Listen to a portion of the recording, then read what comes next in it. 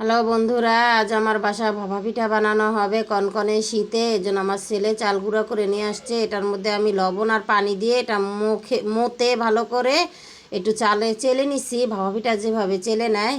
তো তারপরে পিঠাগুলো আমি বানানোর জন্য এখানে আমি খুমচা টাইপের একটা বাটি নিয়ে নিলাম। আমি 2 পরল করে মিঠা গুড় আর নারিকেল দিয়ে এই যে ভাপা পিঠাগুলো বানিয়ে নিচ্ছি। এই যে দেখেন কীরকম করে ভাপা পিঠা আমার চটপট হয়ে যাচ্ছে। আমার বাচ্চারা খাবে খুব তাড়াহুড়া করে। আজ আমি পিঠাগুলো বানাইছি।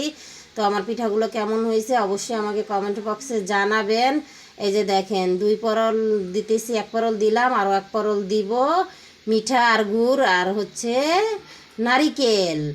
এই যে দেখেন কিভাবে বানাইতেছি পিঠাগুলো, অবশ্যই আমাকে কমেন্ট বক্সে জানাবেন আমার পিঠাগুলো কেমন হইলো। তো সবাই ভালো থাকবেন, আল্লাহ হাফেজ।